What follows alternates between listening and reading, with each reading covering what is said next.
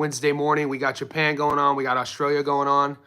I've already gone on Gary's live stream from 3D Boxing. So first and foremost, go over to 3D Boxing, all one word, on YouTube. Follow him. Gary's a beast.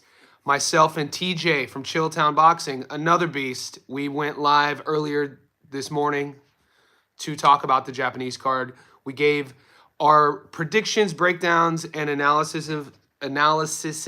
Would it be analyses or analysi of how we see the fight going? Some method of victories, guys. It's going to be a fun one. If you're unsure, I do want to give a disclaimer. If you're unsure or you're torn on where to go with these fights, or if money is becoming an issue and you're not having fun gambling, don't gamble. Okay, I got to start clarifying that. I don't do this for the gambling side. I do this for my love of the sport of boxing. First and foremost, over the last few months, I've been asked to start giving my predictions. I just don't want any new subscribers to come to my channel and think that I'm a bet guy first. I'm a boxing guy first. It's up to you. It just so happens to be that bet guy firsts have found my channel in the last few months, and that's what we're growing into. And, I'll bet as well, but I'm not putting my livelihood on the line. I'm not putting my personal relationships on the line. I am not putting my mental health on the line. So I do want to make sure that, remember, you guys are all adults. You make these decisions. And I just want to let you know also, if you pick against mine, I'm cheering for you. So never any ill will on my channel, never any haters. If you disagree with me, mate, I want you to win 100%. So if I lose and you win, I'm not mad at that. But I am competitive. So that being said, I put a lot of energy, time into what I do. It's not just me pressing record to go live. I do a lot of breakdown videos on my playlist, fight predictions. So go to my Stats Don't Lie playlist and you'll see the edited, uninterrupted breakdowns, usually 10 to 15 minutes. And this Japanese card is exciting. And we got to talk about that. Also, our Johnny Says Boxing Insider group is growing. So we started that membership 2 weeks ago. If you see on this live stream, the members with the blue stars, that's how you get it. It's a couple bucks a month.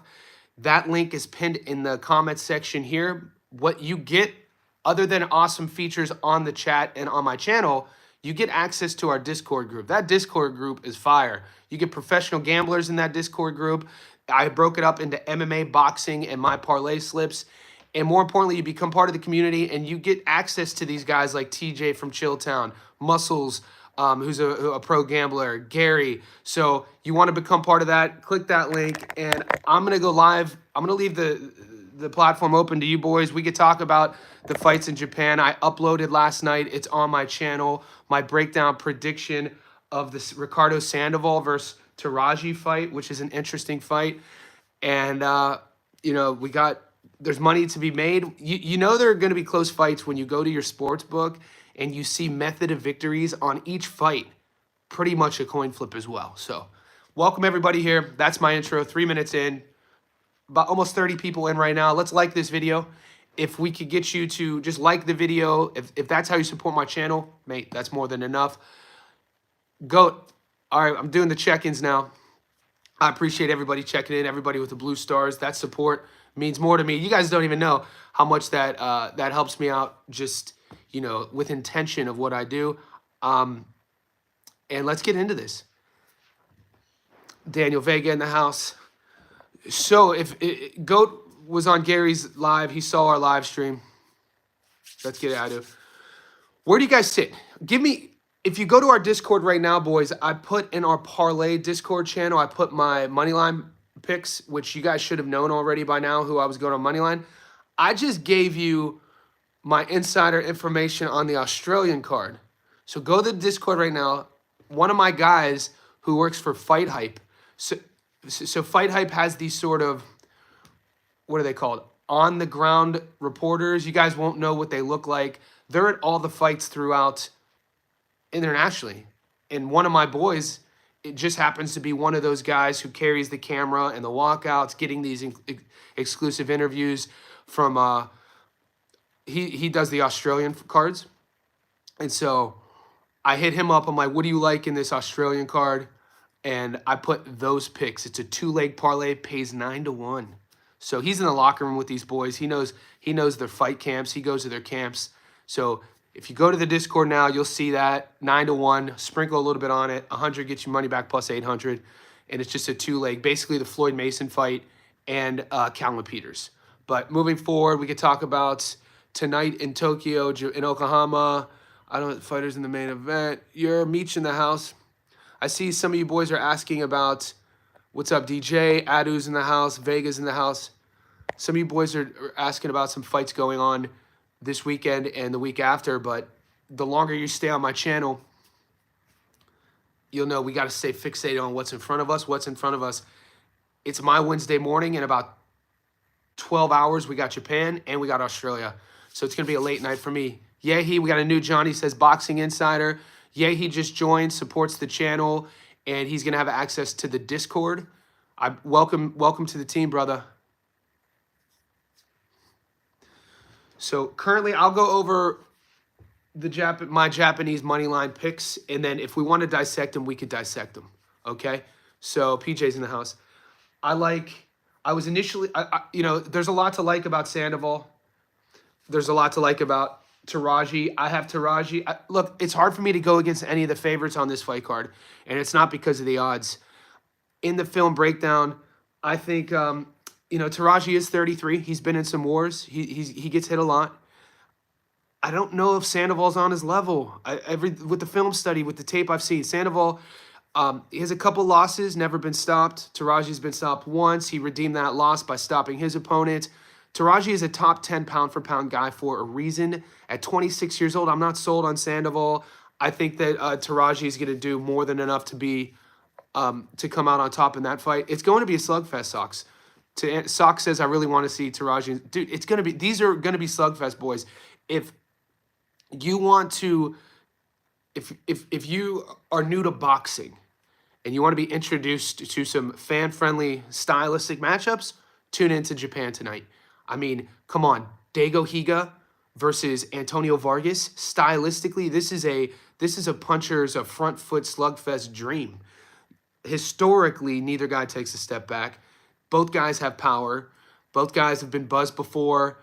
It's a fun. I thought Dago Higa was 35 years old. Dago Higa is only 29 years old.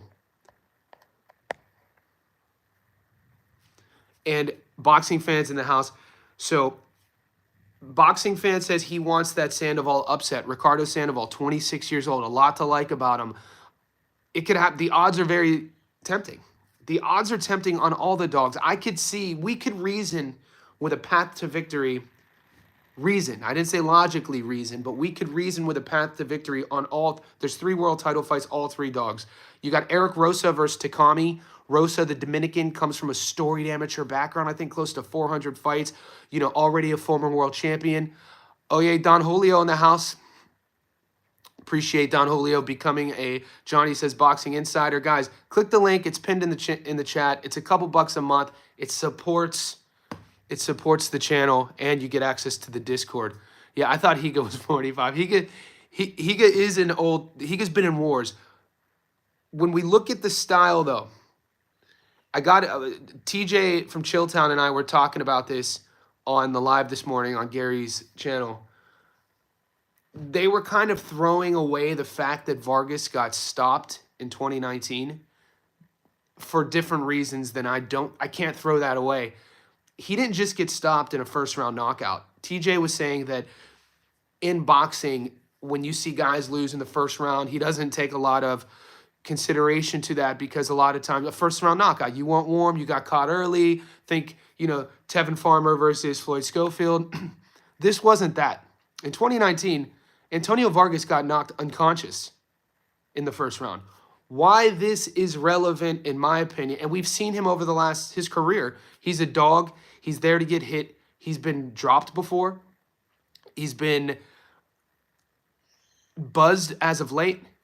And our neurology, our brain, we get neural responses when we get hit, trauma. This is why you see some guys who were once able to take shots not be able to take shots. It's not because they're not tough. It's not because they're consciously saying, ooh, that one hurt, I'm going out. No, it's boom, the neurology in the brain says, hey man, you've taken a lot of punishment. We're shutting you off so you don't take further punishment. When that happens, you become more susceptible as a fighter for it to happen on a repetitive scale. You see, it's a class. You see this over and over. Just look at your favorite boxers who've been knocked out. Look what happens after favorite UFC fighters. The one that comes to mind, Chuck Liddell. Liddell used to be a guy. Granted, there weren't 4 ounces, and Chuck was fighting back in the day when they were bare knuckle. But there was a time where Chuck was known, the Iceman at 205, to just be able to stand there and take shots with the biggest punchers. He was able to get away with that until he wasn't. And then the minute he started getting knocked out, think Rashad Evans, he was never the same guy. That's my point. That's not Chuck becoming softer. That's not Chuck becoming aware that he doesn't want to get hurt. That's his neurology. That's his brain. That's his body protecting him from further damage. That happening to a young kid in Antonio Vargas in 2019, I don't like the memory of that. I don't. And Dago Higa punches from awkward angles. So yeah, that I'm still torn on does the fight go the distance because the odds are good each way. But on the money line, I have Higa, which kind of sucks because I like Antonio Vargas. I'm a fan of Vargas. But I just think stylistically it's not a good matchup for him. It's not a good matchup for him. And Higa struggles with southpaws who are back foot fighters. So when people were talking about Higa has been in wars, Higa's been in, Higa struggles with the guy who forces Higa to come forward and then has better counterboxing and then picks him apart at a certain range, a certain distance. He succeeds in that dog firefight. So that's my reasoning. You don't have to agree with me. We covered Sandoval. I want to cover Takami versus Eric Rosa real quick, and then we'll get to your question history. History talked about Amato versus Tupai. So I want to get to Rosa real quick. So it just depends on what you want to what you want to see.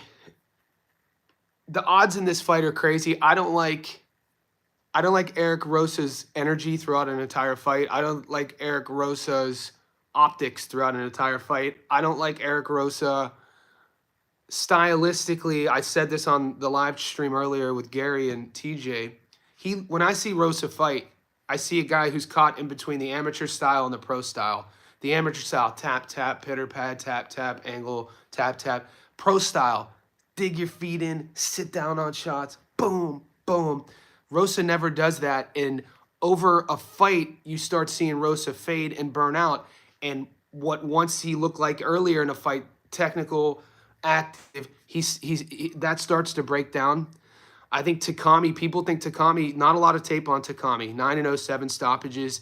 I think he's 23. People think Takami's next in line. People have been comparing Takami to the next Taraji. And he could pop, he could crack. So I like Takami there. Will that fight go the distance? That's going to be interesting, guys. It's going to come down to the risk you guys want to take in terms of money put forward on method of victory. You could get $1.91 on all 3 favorites. So if you take the 3 favorites and you take them to just win on the money line, $1.91 is great value. Now, the underdogs are juicy if you want to sprinkle a little something on the dog and kind of hedge your bet and get crazy odds. You take, just for instance, because like I said, it's not going to be shocking if the 3 dogs win. The odds make it look like it's shocking. I don't know what the bookies were kind of doing to us.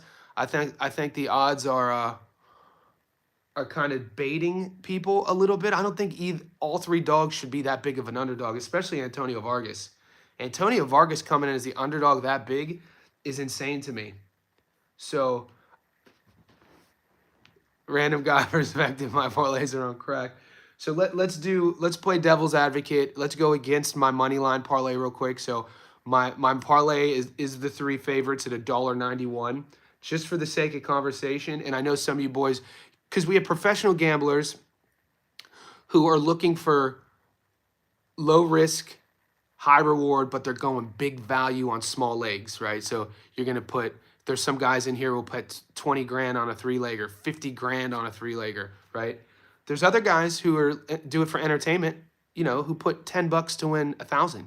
So it all depends on what's your strategy, okay? And Let's play the dog real quick. And I said the dogs were going to be barking earlier in the week. Antonio Vargas is a $3.30 dog. Let's put him on the money line. Sandoval, 425, dude. I think that fight should be closer than 425. I mean, stylistically, I think it's a mismatch. I do. Maybe I'm overthinking it too much. Dude, Taraji's pound for pound, mate. He's pound for pound for a reason. Things like that don't happen as a fluke. He did take a lot of damage in his last fight. So if you like the 26-year-old young legs and you like the idea that maybe Taraji's going to wake up on fight night and all of a sudden look old, then put Sandoval at 425. So you got Vargas at 330, Sandoval at 420, Eric Rosa at 625. This is if you want to hedge. You put $10 on the dogs, 87 to 1. So that's what I'm saying. It just depends on stylistically how you're going to go about betting. When I give you my predictions on my channel, I do it straight up logically, what I'm seeing in each fighter. I'm never betting on odds. So I don't want you to think that I'm just giving you guys different options as bettors. If you don't have $1,000 to sprinkle on something, $10. $10 on the dogs, it's a plus. You get 900 in return. If you want something to go heavy on, that's a lock. Takemi money line, Taraji over. Goat, could you put that in our Discord, please? As the boys post their parlays with the blue stars, they have access to our Discord. History Vault in the house. Johnny, you're not overthinking it. It's just Kenshiro has taken. He did. Ken is a crit, but if Ken gets older right, Ken likely loses. Yeah, History Vault, great point, valid point. I don't see Sandoval having what I haven't seen in Sandoval, and TJ and I were going back and forth on this on the live stream. I haven't seen the gear. An extra gear in Sandoval, right? Okay, so Aussie, we're gonna get to the Aussie card. FX coaching, I see a way for Rosa to win. Yeah, okay. We're gonna talk about the Aussie lines real quick, boys. Yehi. So Yehi, to get access to the Discord, if you want it right now, go to my YouTube channel, the interface, and you'll have access to the community posts, members only. In the members only section, you'll see the Discord link. Okay, let's get to the Australia card. So Jazz asking about the Aussie card. So Jazz, if you go to the Discord now, which you have access to, I just posted in the Discord my Aussie insider guy who works for Fight Hype. I'm not going to give his name away. I asked him about where's the good value in this card. And he said, and I put the parlay up. It's a 2-leg parlay. He gave reasons to it, and I typed out my message to him. I just don't have access to the message right now. He said the move on Australia, the cards, is taking both Mason by decision and Callum Peters by decision at plus 900. And he thinks that Mason's opponent has fought tough guys before, and compared to Mason, if he gives you the breakdown, and he thinks Callum Peters, who there's a lot of hype on him, 3-0. People in Australia thinks Callum Peters is next in line. My buddy said that it's been well known within Callum's camp that he wants to get rounds in. Take for what you will on it. Plus 900. I put that bet in our Discord group. $100 gets you your money back. Plus 800 on Callum and Mason to win by decision. So wherever you are in the world, check your books. Those are the two main fights on Australia tonight. If you guys could get that. If you think it's too risky to pick them by decision, just take the money line. The money line only gives you, I think, maybe not even plus money. I think it's like a $1.81, both guys on the money line, but both guys to win by decision, you get plus 900.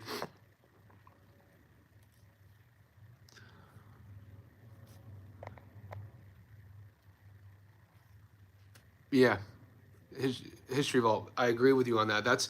There's hesitation. I gotta be honest with you. My hesitation definitely are both on the. I'm not that hesitant on taking Takami over Rosa, to be honest. When I was breaking Rosa's tape down, if I was Rosa's coach, he's a guy who would definitely frustrate me. If Rosa was my athlete, just watching some of the I don't want to say mental lapses, Maybe it's, I don't know. Maybe it's showboating. When you watch him in he's been in a lot of 12 rounders though, guys. Rosa's been his whole career. I mean, he's only under 10 fights. He got, you know, huge amateur, so he got expedited. I think he fought for a world title in his second fight. At one time, he was the youngest world champion, lighter weight classes, moving up. But you see him go about it. He's been rattled before. He's been buzzed before. He kind of, when the fight starts kind of going through the gears, he kind of gets defensively irresponsible. And Takami's there to end the show. So we'll see. I could, you know, I'm very comfortable with Takami winning the fight on the money line. Where I'm kind of struggling is decision or stoppage. How fancy do I want to get? Because I could see Rosa has a great pedigree. He has the skills to operate and not get stopped. But sometimes, like I said, later in the fight, you start seeing a technical breakdown in him. And with a guy like Takami, when he sees that, he's pouring it on. So we'll see. These fights are interesting. Like I said, this is a true blue boxing fans are gonna love this Japanese fight card. We'll see if the bettors we'll see if the bettors love it. Because I mean, also the scoring system. I don't want you to think I'm taking the safe bet, taking the favorites. That's not what I'm doing here. I mean, I've won money multiple times on these Japanese cards taking the underdog. So that's not what we're doing. It's just that it just so happens to be that I feel that Takami, Taraji, and Higa, I think that's where I'm leaning with my money line. So we will get to the UFC on Thursday. So Thomas Piercy, what's up, buddy? We appreciate you on the live stream. I do UFC and MMA every week, but we are a boxing first channel. So give me until Thursday or Friday when we start wheeling and dealing. I'll get to the UFC. I do the undercard. I'm not touching the undercard. If you want to play the odds on the undercard, I do. And this is traditionally what happens in Australia. You get feeder fights. I bring about, this is what my coach always used to say from a gym to gym side of, this was in the fucking 90s when I was a kid, when we would be boxing. These Aussie cards, this one is in Brisbane, they're going to be A-side cards. You know what I'm saying? You have the A-side. You have the gym that's supposed to win. They're being fed because Australia boxers and promoters want to get their guys out of the domestic level. You want to get on the world level. And it's tough to come out of Australia. There's a lot of good fighters in Australia. So sometimes you get these cards stacked with, they'll bring in Thai fighters. They'll bring in, Kiwis. And Kiwis are tough as nails, and so are the Thais. But my point is, especially the last 6 months since I've been really presenting my picks to you guys. I mean, we hit, last Wednesday we were at the card.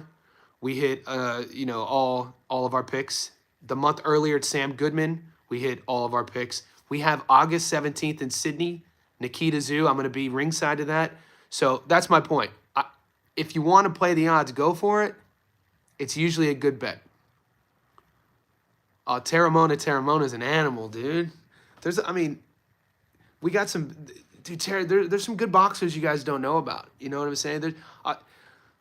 Australia's rich, and there's a rich fight history down here. And when I moved here in 2013 from America, I knew about Costa Zoo. I knew about Jeff Fennick. I knew about Anthony Mundine, his father Tony Mundine. I didn't realize it was ingrained in the culture, though. The boys down here in the pubs will throw hands and get a beer afterwards still. It's still kind of romanticized like that. At least where I hang out. Okay, Amato versus Tupai. Am I missing that history? Is that an undercard fight?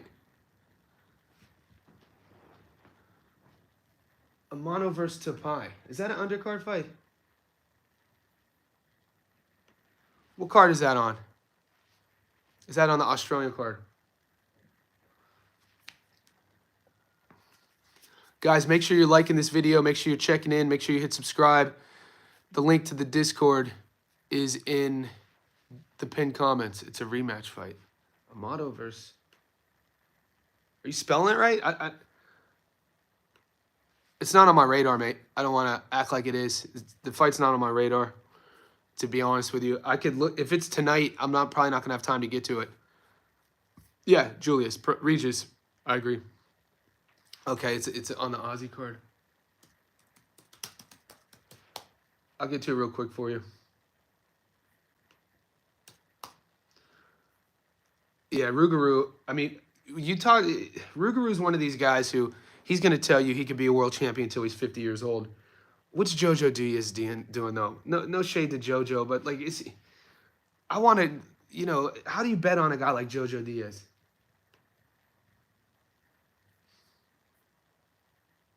Frank Amato, yeah, mate. 1-2, bro. This isn't my type of betting. Frank Amato's 1-2-1, and Jeremiah Tuipai is 3-1. Heavyweights. You're gonna bet on that fight? You guys are savages, dude. I'm not laughing at you. I just love the network we're creating. I got cautious dudes who call me that have my phone number super cautious, and then the boys like history savages. Just look, they're heavyweights. You know what I mean? And they're Aussies. Get a stoppage prop. How many rounds is it? Is it a 4-rounder?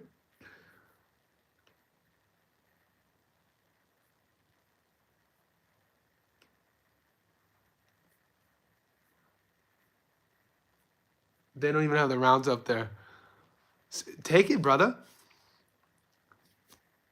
3-1. Oh no, it's a 4-rounder. These are just big boys, and these might be rugby guys, because Pengai was a rugby guy. Because like I said, there's a crossover down here in Australia with a lot of the rugby guys who box, and these are big Islander boys. Yeah, pick a stoppage. But you only got 4 rounds to do it. So if you're getting odds on the dog, it's worth a sprinkle. Yeah. My problem with Jojo Diaz, though, is when we think about Jojo, you think about what Jojo looks like when he's at his best. But when was that? Look, what's Jojo look like? And he's not even that old. Here it is. Go. Yeah, Good's back, the big fella. Good changed his name to Goku Senior.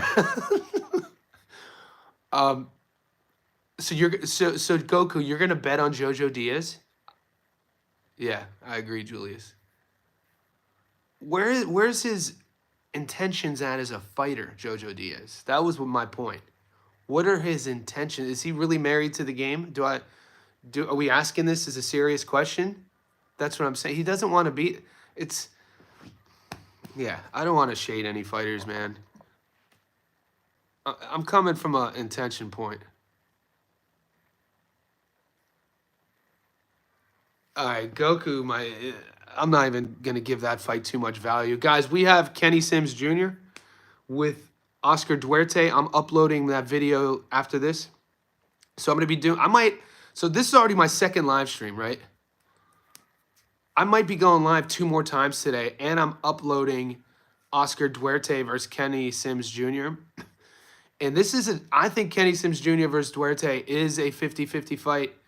This is a stylistic, interesting matchup, and what I'm hearing in the boxing forums, it's not right now, the bettors, like the people who are interested in this fight aren't picking the winner based on film study. It's one of those like, I'm on camp A or I'm on camp B no matter what. You know what I mean? I'm not hearing, and when you're looking at Sims Jr.'s last 5, when you're looking at Duerte's last 5, you really have to ask yourself the trajectory of each fighter. Where is that trajectory going? I think, is it wild to say that Golden Boy thinks they have a potential world champion in Dwerte?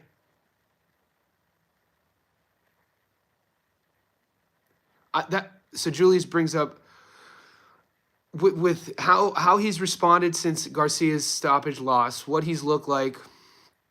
I mean, how much you just got to ask yourself, how much relevance are you putting in Duerte's win over Madueño, and how much relevance are you putting in Sims Jr.'s win over Kendo Tremendo Castaneda?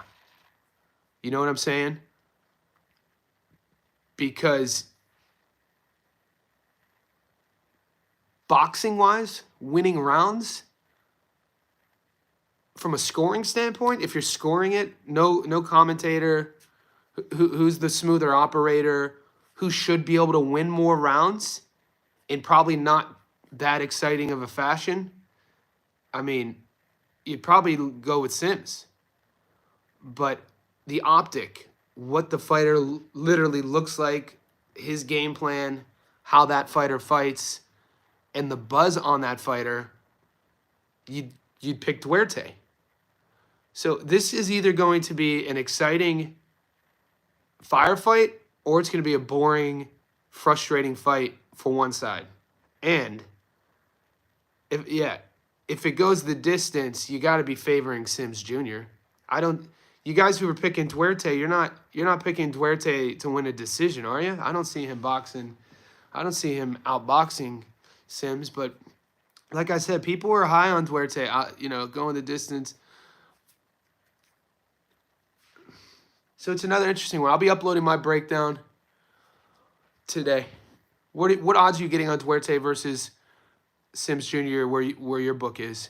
Because that last night was almost at a 50-50. Currently,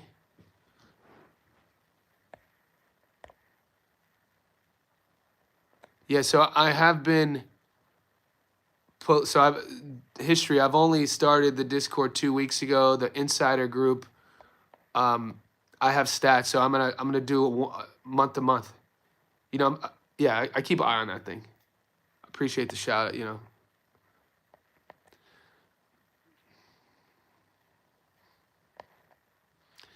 Adelaide Hergovich, Dwerte versus Sims going the distance. Lock is over 8.5. That's a good bet. Yeah, I like Dwerte Sims Jr. distance as well. Over 8.5. I wonder what the odds are saying. De La Hoya is making a return to the ring. Come on, guys. Are we doing this? Is this where we're 32 minutes into the live and now are we already talking about De La Hoya returning? And then we're going to start talking about Cotto returning. And then somebody's going to sprinkle in a little bit of, Marquez.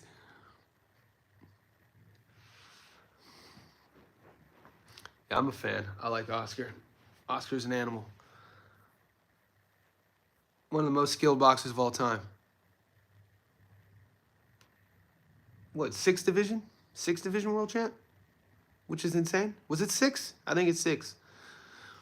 That's not an easy thing to do. Yeah, stay retired, man. Boxing, combat sports is a young man sport. Guys, we're floating between 50 and 80 on the live. Could you like this video?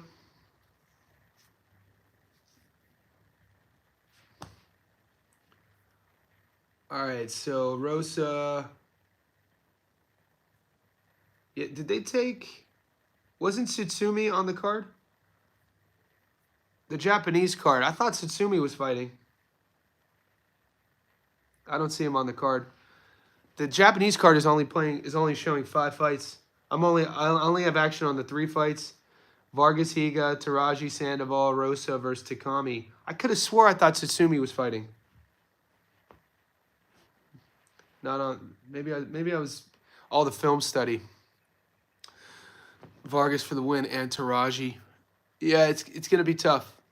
I'm a Vargas fan. It's just I'm struggling with his durability and not seeing that backhand. Not being able to kind of have. We'll see. It's gonna be a fun fight. Interesting fights. Right now, what is Dwerte versus Sims Jr.? It could be his brother. Yeah, I don't see it on the card anymore, though. It seems like, I swear, if you go to BoxRec, it was there.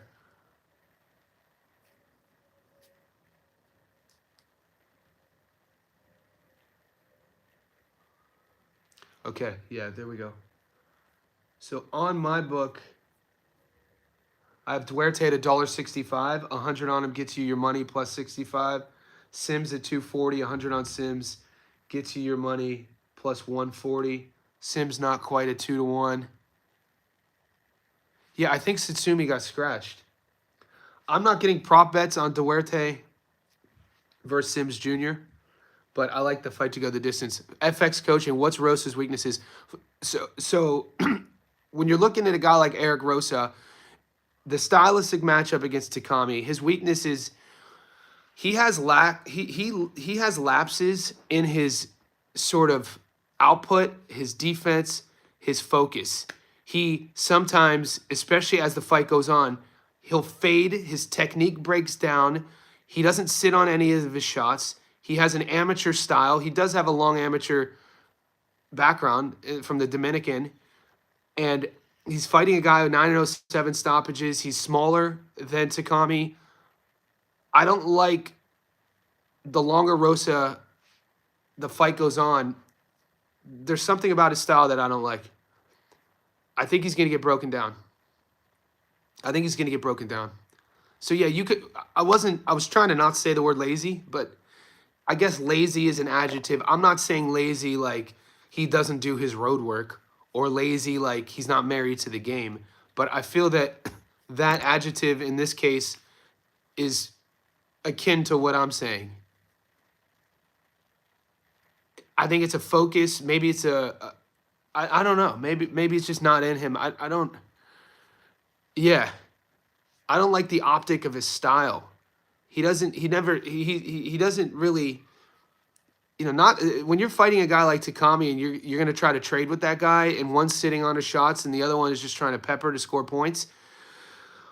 He has a tough hill. We'll see. I think as he gets tired, things change with him, Rosa. He's been dropped before. Yeah. So laziness, fatigue. There's just things that when you see Takami go after it, man, you don't like these Japanese fighters. The one thing you can expect is a volume. You're gonna expect this sort of, dare I say, pride. All fighters have pride. I could see a late stoppage. I like. What did I take? Will the fight go the distance? Rosa. The odds I got on. So I got a little 3-legger at 18-1. Actually, Rosa. I don't know. I think I like Takami on points.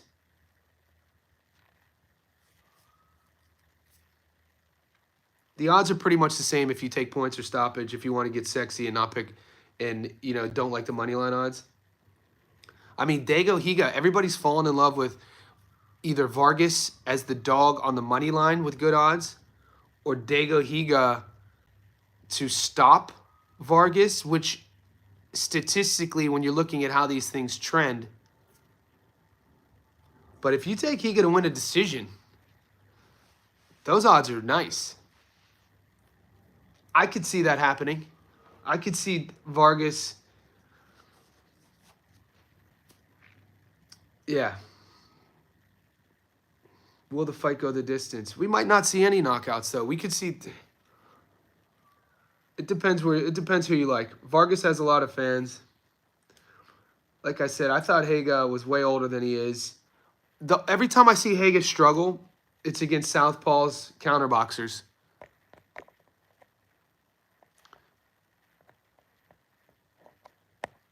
Vargas, look at those odds. Vargas by decision, 480. I could see that.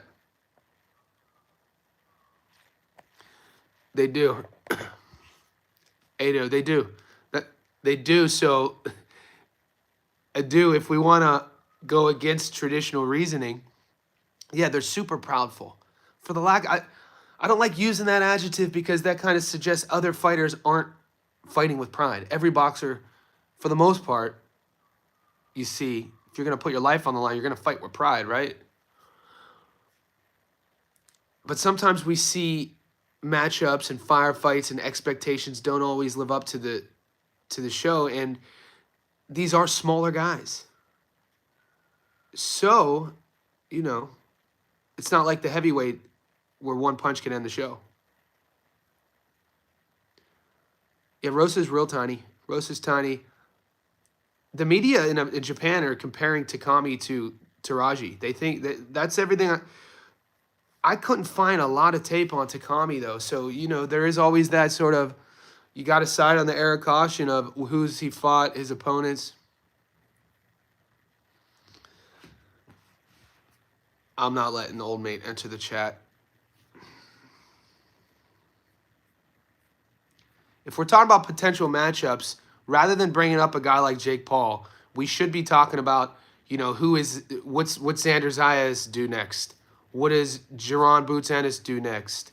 What does, you know, a legit world champion, like what does Shakur Stevenson do next? Are we going to see Davis versus Roach 2? Jai Apataya, is he going to get the big fights? You know, where does sort of Janabek Elamhanale go from here? Don't bring up Jake Paul and Adrian Broner. That's not my like. That's not the right. This ain't that chat. I don't care about that. I don't cover Jake Paul here. But yeah, Adrian Broner. Come on, man. What a sad story, Adrian Broner, man. What a sad story. Alcohol is a motherfucker, boys. Alcohol and drugs, dude. You combine alcohol, any substance, in a negative, a bad circle of influence. So people, a network who's toxic, and you put all three together, which unfortunately always happens in boxing. You see it more in boxing.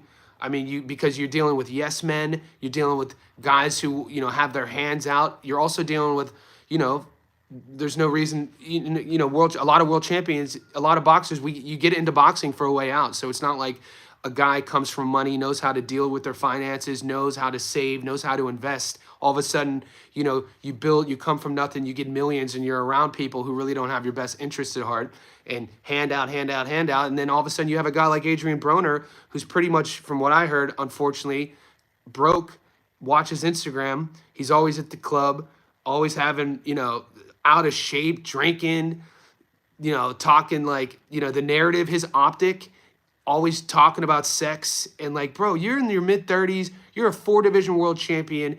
The route and I'm not, you know, say it for what you will, I could be judging him. But the other side of that, you know, you're former 4-division world champion. There's young kids who, you know, look up to you, you know, giving back to the community, maybe as a coach, still training. He's not that old. So when they're talking about Jake Paul versus Adrian Broner, the idea of even talking about that disgusts me. So call me old fashioned, call me whatever you want to call me. I wish Adrian had more people around him who actually loved him, because he's an Ohio guy. I watched him come through the amateurs. Adrian Broner, mate, hand speed, dude, what he was able to do when, you know, in his young men, you know, as a man, especially a young athlete, you have a small window, especially if you're going for it as a pro fighter. You have a small window, a small time, a blink in time to really be at your best. And the sad thing is, fighters who are that talented, people prey on that. People saw AB as a young amateur. They were like, you know, licking their chops, the greedy promoters, the greedy matchmakers, that sort of thing. And so when you get to, you know, has been, I mean, 4-division world champion, Hall of Famer, but what could have been? Is there a bigger case of what could have been? It's not like we're talking about a guy like Ike Abeabuchi, he's in the news recently, who went to prison for 20 plus years, who never became a full world champion. We're talking about an Adrian Broner who was a 4-division world champion. So and he was so talented, people will still say what could have been. That was my point. AB was so talented, 4-division world champion, people will still say what could have been. Yeah, Julius Armstrong. Julius Armstrong. Did we not learn from Albert Badr against Jazza Dickens? Did we not learn against, dare I say, what happened to Galal Yafai, even though my man was pissing hot, Francisco Rodriguez Jr.? Those are two examples of 2 gold medalists as of late who things just didn't go their way. I don't really like betting on gold medalists. You know that. So you're right. Amateur is far from the pro game.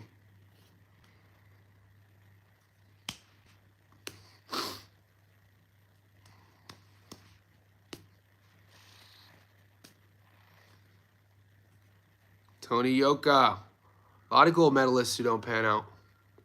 I mean, the list is pretty long.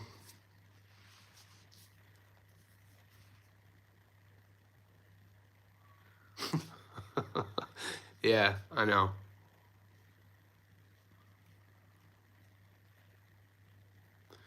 It's unfortunate. So there's a couple side conversations here to address Berlanga. Berlanga has to say that. Edgar Berlanga, I mean, what else is he going to say?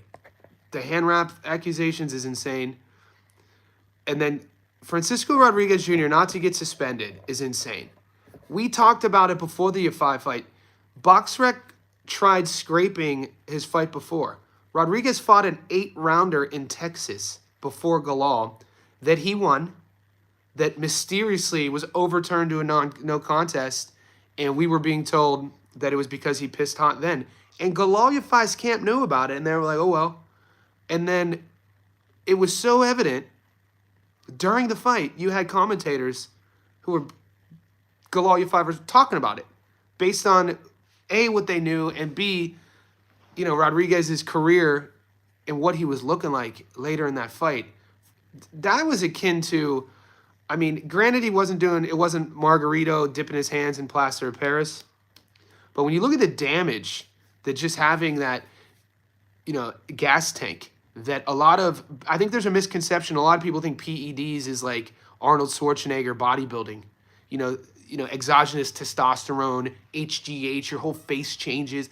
No, PEDs are that, but they're also things like EPO and blood doping, sort of exogenous supplements you take to give you ridiculous amounts of cardio, ridiculous amounts of recovery, and the science in these sort of supplements these days can be in and out of your system in less than 48 hours. So when I'm looking at a guy who's in his early to mid-30s who have so many road wars like Francisco Rodriguez Jr., and I'm seeing his gas tank late in that fight, his output, and I was like, dude, this is freaking suspicious.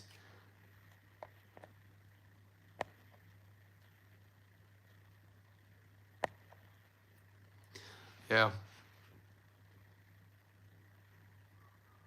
Takami.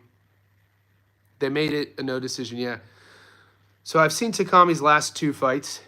I see he's going to be the longer guy. He's more aggressive. Takami is your typical Japanese modern era boxer who gets out on his front foot, who wants to end the fight, who fights with a lot of pride. He uses his jab well, and he's constantly going to be working. You think work rate, think pressure, think seeking and destroying sort of thing.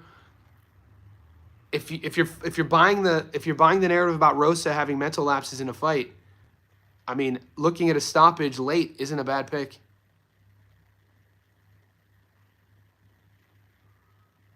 Yeah, Blue Collar, what's up? Blue Collar's in the house. Guys, like this video. We're going about 50 minutes in. I'm going to stay on for a little bit longer. I got a lot of work to do. I got to upload my Dwerte versus Candace Sims breakdown. I'm going to do another live this afternoon, and then I'm going to live stream the fights later on tonight. I've already done one. This is my second live today. The first live was at 5 a.m. on Gary's channel. So, Rosa, the upside, right? Let's talk about Eric Rosa's upside. Eric Rosa has been fighting 10 and 12 rounders since he entered the pro ranks. Eric Rosa is a world champion. He has the round experience. How much do you want to put into the amateur pedigree narrative? I think the more and more as this modern era of boxing evolves, you can't put too much in that. What it does with the smaller fighters having a storied amateur career, you kind of see these guys get expedited on the world level. So that is an advantage. Guys having world title fights in, you know, their first few fights sort of thing. Rosa was one of these guys, but small weight class. We've seen him get buzzed before. He's been dropped before. TJ from Chilltown today on the live brought up a good point about how BoxRec scraped one of the knockdowns. So he had a fight recently in the DR, and he got knocked down pretty badly, and it doesn't show up on the record. So yeah, this is Samuel Kent. Appreciate you, man. Yeah, I'm 43 years old now, guys. My dad took me to Southside Boxing Gym in Youngstown, Ohio when I was 7. So 1989. I watched my first live fight. It was at a baseball stadium in Youngstown. In 1988, I was 6. Boom Boom Mancini. So I remember watching Ray Boom Boom Mancini when I was a little boy getting his autograph. Boxed at 7. And then my childhood buddy that I've known since I was 7, playing baseball, Kelly Pavlik, became one of the best middleweights in his era, was a world champion. retired 40 and 2 with 34 knockouts. Classic, just OG style, flat-footed, throws the 1 and 2, rarely ever threw hooks. And, you know, classic highlight reel. I was at the Max Sertuche knockout. This was on Kelly's climb to fight for his first world title. It was in Disneyland. It was called the Pond at the time. I think it's called maybe the Honda Center now. He was fighting Max Sertuche. Sertuche was, it was the co-main to, I think, maybe Arce. I think Arce came in on a horse, and Kelly was an underdog, knocks Sertuche out. It's on YouTube. He knocks Sertuche out cold in the 9th round, like with a straight pop, pop. And Sertuche's like frozen. If social media would have been around then, it would have gone viral. He then fights a title eliminator. He was the underdog against a big puncher knockout artist in Edson Miranda. And Miranda was supposed to knock Kelly out. Kelly knocked Edson Miranda out. It was insane. And then he gets the Jermaine Taylor fight in Atlantic City. I was at that fight. Kelly was a big underdog. Taylor was 26-0. You know, with all the hype about him. They did this little mini documentary. And Kelly gets dropped for the first time early in the fight. Maybe the 2nd round, maybe the 1st. And we know the story. Pavlik comes back and then stops Taylor, I think, in the 7th. And, yeah, so boxing has been in my blood since I was a baby. But, yeah, it's a passion for me. And I'm glad that I've created a little spot that there's a lot of people. Dude, Winky Wright's one of my favorite. Somebody, we brought up Winky Wright yesterday on the live stream. And we were like, Winky's high guard. And somebody made a perfect comment. If Winky Wright would have had Camacho's character, imagine like Hector Macho Camacho's energy, persona on Winky Wright. Because Winky, you know, there's personalities go about their business differently. Winky was like, you know, but my man. Like Winky, people forget about Winky. There's so many good boxers we don't talk about enough. You know what I mean? He's one of them. So my face kind of lights up when, you know, certain people talk about certain guys. What a great boxer. Nah, but Camacho, Hector Macho Camacho, come on, man. You can't say he sucked. What are you talking about, dude? He's a legend. Everything that he represented, everything, how he went about his business, man. Boxing is much more than... Boxing means much more... Boxers mean much more to the sport of boxing than just sort of, you know, what they do in the ring, if that makes sense. He brought so many variables to just the sport that he left a lasting legacy. Hector Macho Camacho, come on, mate. Macho time. What are we talking about? Danny and ESBR, I don't know who that is, has for me. Pick Rod to beat if I... Yeah, I mean... Sandoval by knockout. There's a narrative. We talked about this. There's a narrative about Sandoval going into this fight. We talked about there's a path to victory if you like it. You know, being the younger guy. Kenshiro being in wars. Will Kenshiro look old? But people don't trip, dude. Taraji is a top 10 guy, pound for pound. I don't know if Sandoval has the gears. I don't know if he has another gear. I don't know. I know Taraji does. Who from the UFC would do best in boxing? I mean, right now, I talk about this all the time. My favorite boxers who have just basic boxing skills, who fight in the octagon, Ilia Topuria, Adrian Yanez, Jack Della Maddalena, Joshua Van. Those are probably 4 off the top. So Topuria, Joshua Van, Adrian Yanez, Jack Della Maddalena. Their boxing's nice. They do. I mean, keeping it basic. Peter Yan. Yeah. Peter Yan has good hands. It's more of a Thai boxing style, what he's doing, because he's a traditional Thai guy, Russian, who kind of cut his teeth in Thailand at Tiger Muay Thai. But when you look at how Topuria's boxing with Topuria will actually set up his backhand with his jab and feints, and he'll close the distance with his feet. You never see that in MMA. Volk's boxing shit. Come on, dude. Look, we're not saying you don't have hands. Somebody asked about boxing.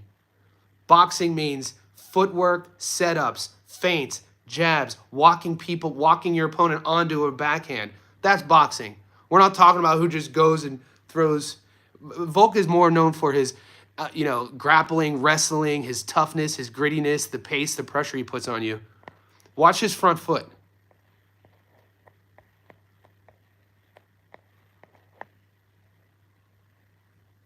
They're all masters of stuff. Everybody, they're all masters of something.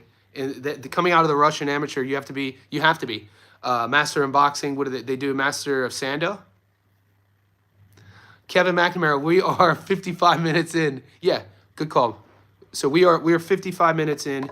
Max's boxing, I don't know. It's defense. His guard isn't good. He's real leaky. He has a lot of fat on his punches. Look, guys, the thing about boxing and MMA, because you have to defend the double leg, you have to defend low kicks, you have to defend a lot of things. It's an 8-point striking system. Plus, you have to take, the takedown. So these guys aren't sitting on their shots. And so Max, if we're saying boxing, Max, he doesn't sit, he's tapping, volume tap, he's in your face, pressure, that's like saying Nate Diaz has good boxing. You know what I mean? That's like, that was the most insane thing Rogan was trying to sell to us boxing fans. And I've been watching MMA since day one. Like I told you, if you Google my name, you'll see the book. I've written a book. One of my first books, I've watched I would still watch every UFC fight. I watch regional MMA. One of the things that I haven't listened to Joe Rogan probably in 5 years. I used to listen to Joe Rogan's podcast. It was somewhere around 5 years ago. The tipping point for me to stop listening to him was when he said something about, even if I had hair, I would shave my head. And I'm like, what are you talking about, man? I've met Joe multiple times. Rogan has a scar from ear to ear. If you ever meet Joe has a scar from ear to ear going like this from a hair transplant in the 90s.